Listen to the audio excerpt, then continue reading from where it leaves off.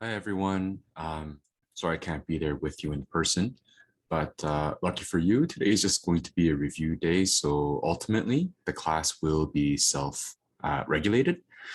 Please don't give the substitute teacher a hard time, but instead, pay attention to what I'm going to ask you to do for today. The goal of today is to practice and practice and practice so that you will be ready for Monday's quiz. I repeat, today, your goal is to practice until you are ready for Monday's quiz. There's going to be two different, things. There are two different things you can do. The first one is straightforward practice questions. It's going to be involving just basic distributive property to slightly harder distributive property, and of course, hardest distributive property, all requiring you to expand and then simplify, which means in this case, grouping like terms. I also have some challenge questions for you. This one's a bit extra, but if you're up for the challenge, see if you can get the answer. Number 5 is an example that you might get on the quiz that involves geometry and a little bit of deductive reasoning. We have some extra challenges for you as well. This is, I believe, a very similar question to what I gave you on Thursday. And of course, the answers. Can't really see it, but I'll try to make it a little more clear for you on the back of the classroom.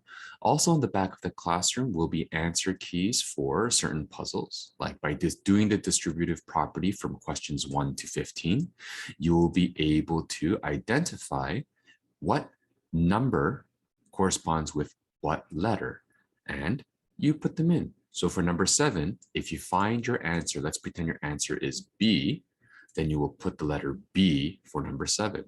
What's the letter for number 10? What's the letter for number 1? And it should answer the question, what did the girl mushroom say about the boy mushroom after their date? I think I know what that is just because I'm a dad now and dads have terrible puns, apparently. Okay, it's apparently a thing. But I can already guess what that is. Anyways, with that said, if that does not necessarily interest you, maybe you could go a different route. I have with me, or the substitute will have, another option of doing a coloring exercise. But if you want to know what colors you're supposed to use, you're going to have to do a little bit of distributive property. This is what's happening. On one sheet of paper, you will get a blank picture that has numbers coded onto each part. Now, these numbers correspond to specific colors. How do you know what colors they are? Well, you're going to have to go all the way back and do the, the distributive property questions, the algebra for number 1, 2, 3, 4, blah, blah, blah, blah.